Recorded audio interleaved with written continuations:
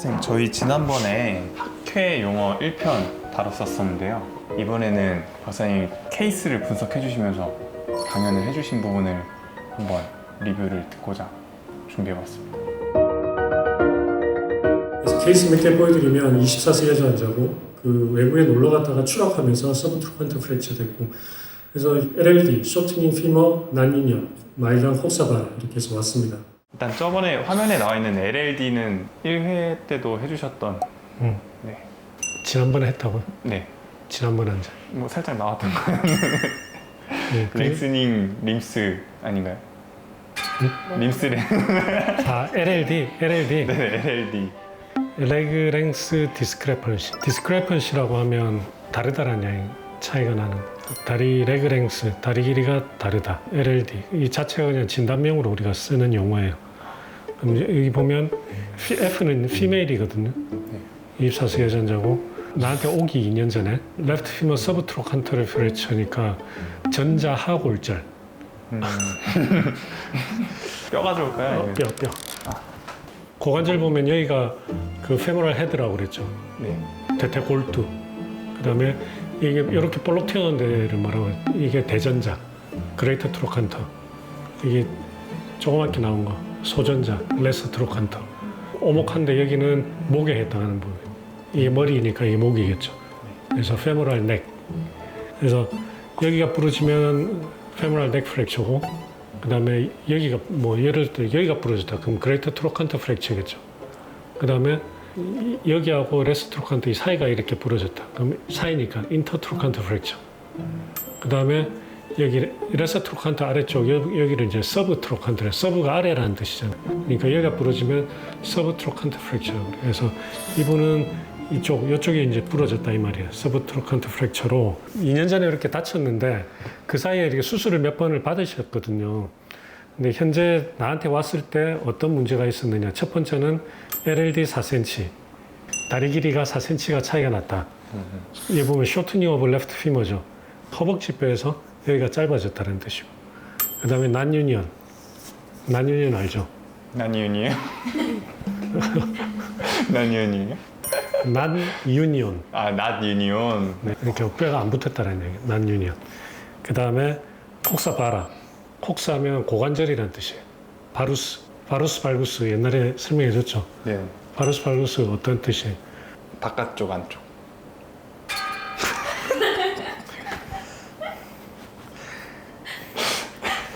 알고 있습니다. 알고 있죠? 알고 있습니다. 네. 이야기 알고 있으면 이야기. 네. 높이 차이 아닌가요? 높이 차이? 내가 알려줄게. 손은 팔은 이렇게 하는 게 해부학적 자세예요. 이렇게 섰을 때 페리페리로 갈수록, 페리페리라고 하면 몸의 센터에서 가장자리로 갈수록 몸의 센터에서 멀어지는 형태를 발구스라고 그러고, 몸의 센터 라인으로 들어오는 걸 바루스라고 그래요. 바깥쪽, 안쪽 많은 거 아니에요? 바깥쪽, 안쪽 팔이 이렇게 있는데 팔이 이렇게 변형이 있다. 그러면 이거는 일단 바루스에서 발구스. 발구스. 발구스지. 이렇게 됐다. 바루스. 그러면 팔꿈치 이 관절을 큐비투스라고 하거든요. 이거를 우리가 큐비투스 발구스 이렇게 된 변형을 큐비투스 바루스라고 해요. 그러면 모든 관절에 다 해당돼요. 고관절이 이렇게 있잖아요. 이게 정상인데 원래는 이건데 이렇게 기울어졌다. 이렇게 한다 치면 얘는 안으로 들어오는 거죠. 이건 바루스예요, 바루스. 바루스지. 네? 그러니까 콕사바라라고 하는 거예요. 콕사바라는 이렇게 해서 이의 각도가 줄어들면 이걸 콕사바라라고 해요. 이게 이런 식으로 되는 거예요.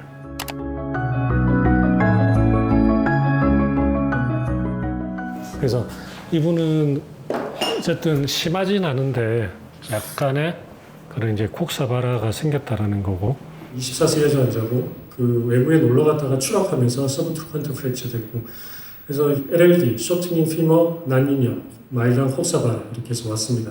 들려요. 쇼트닝 피머. 들려요. 들리지? 네. 이렇게 해서 왔다는 거야. 들리죠? 들려요. 그래서 여기 보면 내가 어떻게 치료를 했느냐를 이제 보여주는 건데, 포스트 5개월째 힐링이 다 끝났습니다. 그래서 난유니오는 뼈가 안 붙은 것도 이게 엑스레이를 보고 뼈가 왜 안 붙었는지를 우리가 알 수가 있거든요. 어떤 기계적인 안정성이 모자라가지고 뼈가 안 붙는 경우도 있고 아니면 부러진데 혈액 공급이 너무 잘 안 돼가지고 안 붙는 경우도 있어요. 그래서 그 안 붙을 때는 우리가 크게 두 가지로 나누거든요. 그렇게 하이퍼트로피, 에이트로피 난유년 이렇게 나오는데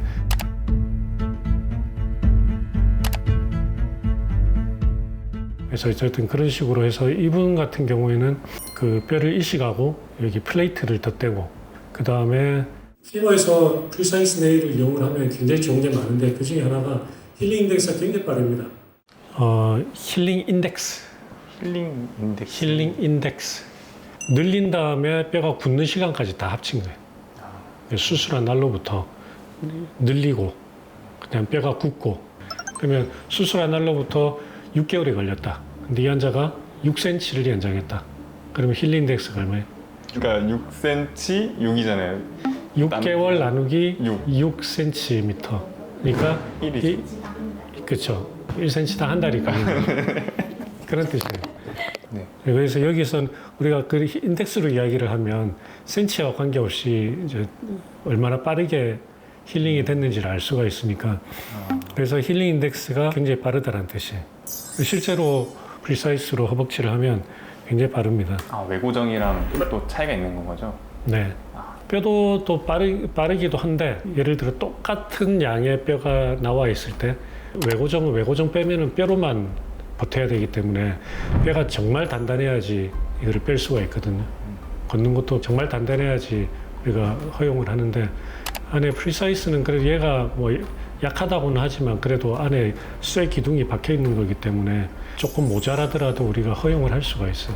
물론 이제 어느 정도 단계에서 뼈의 양에서 허용을 할 거냐 말 거냐는 이제 의사가 보고 판단하는 거죠. 다른 이유들이 몇 가지 있긴 한데 안에 네일이 있기 때문에 또 같은 양의 캘루스에서도 이거는 웨이비링을 안심하고 할 수 있다는 장점이 있습니다. 52세 환자고 이건 폴리오 환자입니다. 폴리오 환자고 프록시마를 굉장히 내려와죠. 그렇기 때문에 이제 레트로그레이드 어프로치를 하는 거고 브레이스를 가지고 있기 때문에 이런 브레이스 높이를 고려를 해서 펑셔널 LLD를 계산을 해서 랭싱을 하면 되겠습니다. 또 보시면 힐링 데이스가 한 달 정도로 이 정도면 이제 웨이비링이 충분히 가능한 정도가 되겠습니다. 자, 52세 환자고 폴리오면 뭐죠? 폴리오. 포트폴리오. 소아마비. 네. 소아마비 환자들은 보통 이제 특정 근육이 기능을 못하기도 하고 어릴 때부터 이쪽을 잘 못 쓰기 때문에 뼈도 얇고 좁고 그래요. 변형도 많이 생기고 그래서 그쪽 다리에 문제들이 많죠. LLD 51mm, 5.1cm. 그 다음에 보조기를 착용했고 그 펑셔널 LLD가 굉장히 중요한 이야기인데 뭐냐면 이쪽을 잘 모르고 하다 보면 엑스레이만 보고 치료를 할 수가 있어요. 그러면 망할 수가 있습니다. 우리 몸의 균형 감각이나 이런 것들이 엑스레이에서 보이는 길이 차이만큼 딱 그만큼 고친돼 가지고 이게 좋아지는 게 아니거든요. 우리가 허용하는 범위 내에서 이 환자가 실제로 얼마를 이 길이를 변화를 줘야 몸이 편안하게 느끼겠는지를 찾아야 돼요. 시력 교정 네. 해주는 것처럼. 맞아요. 예, 예. 차이 나는 길이에 몸이 다 맞춰서 살아왔기 때문에 이거를 툭 올리면 그 느낌이 정확하지 않을 수가 있어요. 나이가 더 지금 많으신 분이라서 더 그러시겠네요. 더 그래요. 나이 많을수록 더 그래요. 어린아이들은 그런 거 사실 거의 없거든요. 굉장히 섬세해야 되고 프록시마에 내려가단 말은 뭐냐면 프록시마 피마 이쪽이 너무 좁다라는 이야기예요. 뼈가 작아가지고 너무 좁아서 일로 프리사이스를 못 넣는다는 얘기예요. 이런 경우에는 아래쪽으로 들어가는 게 레트로그레이드라고 그래요. 레트로 딱 생각나는 뭐 없어요? 레트로요. 레트로 감성. 아, 역행. 레트로 거꾸로. 이게 안테그레이드 앞쪽으로 들어가는 거 레트로그레이드. 거꾸로 들어가. 뭐 이쪽을 앞쪽이라고 기준을 했을 때 얘가 거꾸로라는 이야기죠. 그렇죠. 네. 왜 위일까요? 왜 위냐고? 네, 저는 아래서부터 올라가고 싶은데. 아 밑에서부터 바닥부터 올라가고 싶다고. 아, 예, 차곡차곡. 나는 안테그레이드로 갈게. 남자 20세, 2cm 발비스 디포미티 디스탈 피머에 있고요. 라테랄은 이제 OA가 있고. 자, 이런 경우에는 디포미티 코렉션을 따로 해도 괜찮습니다. 따로 하고 프록시말 엑셀런스. 그다음에 이 플렉션 디포미티, 디스탈 피머에 플렉션 디포미티가 있고 쇼팅이 있고. 경우에도 세퍼레이트 프렉션 오브 디포미티 하고 프록시말 렌스 이런 식으로 할 수도 있고. 들었으니까 한번 해석해봐. 20세 남자 환자고 LLD 20. 아, LLD 20이요? 네. 20이면 20mm. 2cm. 그지. 네. 발구스 디포미티가 DF에 있다. DF에 있다. 포워드인데? 네? 포워드. 디스? 맞죠, 여기까지. 뭐. 근데 DF 이제 줄임말인데 그냥 우리 디스탈 피머. 저 이렇게 있다고 치면 피머가 치면 이 환자 지금 엑스레이 보면 X자 다리가 있거든요. X자 다리가 있을 때는 디스탈 피머 아니면 프록시말 티비아에 발구스가 있어요. 이렇게 꺾이면 X자 다리가 될 거 아니에요. 네네. 여기도 마찬가지고 디스탈 피머에 있는 그 발구스 디포미티다. OA가 라테럴 컴파트먼트. OA. 오스테오아스라이티스, 관절염. 이 무릎이 크게 보면 이제 안쪽, 바깥쪽이 있잖아요. 네. 예, 콤파트 알잖아요. 신드롬. 그렇지. 콤파트가 구획이잖아요. 구획. 구획. 구획으로 딱 나누는 거. 네. 그래서 무릎이 크게 보면 이게 안쪽, 바깥쪽, 물론 옆에서 보면 이제 슬개골도 있지만 바깥쪽 구획이라 이 말이에요. 라테럴 컴파트에 OA가 있다. 바깥쪽 얘한테 생긴 관절염이다. 그런 경우 뭐 먼저 하나요? 관절염 먼저 치료하고 이 경우에는 일단 무조건 다리 정렬을 맞춰야죠. 정렬을 맞추고. 네. 무릎 속에 연골이 많이 상한 거는 그 다음 일이에요. 그 다음 일. 왜냐면 지금 X다리가 심하기 때문에 이렇게 돼 있잖아요. 체중이 여기 엄청 지금 눌린단 말이에요. 체중이 여기 엄청 눌리는 상태에서 여기에다가 무슨 줄기세포를 하든 뭐를 하든 아무 소용이 없어요. 얘를 똑바로 잡아가지고 체중이 여기 안 쏠리고 체중이 이렇게 분산이 되게 만든 다음에 그 다음에 여기를 뭘 하든 말든 해야 돼. 이 친구 같은 경우에는 어쨌든 지금 가지고 있는 제일 큰 문제는 여기에 X자 변형이 있고 짧아져 있잖아요. 네. 그러면 우리가 이것도 고치고 이것도 길게 하면 되겠죠. 그래서 그렇게 하려면 크게 두 가지 방법이 있어요. 그 중에 지금 제가 하나를 보여준 거예요.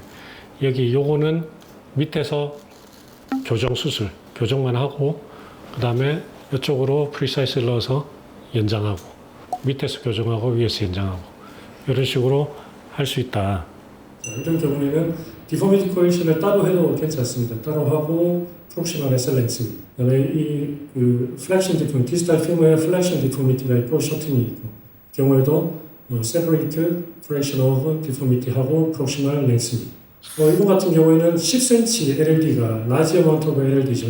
그리고 플렉션 디포미티가 있고 아까처럼 해도 되는데 저는 이 경우에는 이제 레트로 어프로치가 있습니다.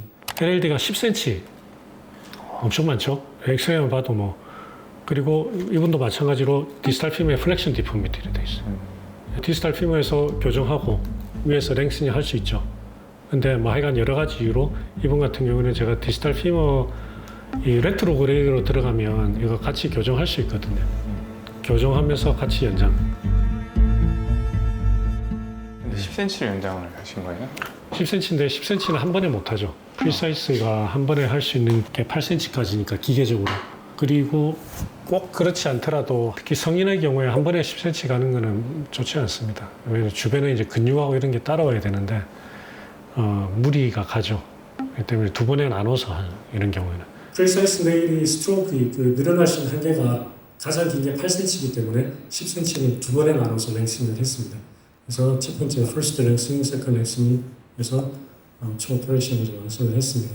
오른쪽 다리가 짧고 그 다음에 옆에서 보면은 플렉션 되면 굴곡변형 무릎이 이렇게 안 펴지는 거예요. 예전에도 제가 강조를 했죠. 여기가 뼈가 이렇게 휘어져 있다 칩시다. 그럼 이것도 무릎 안 펴지죠.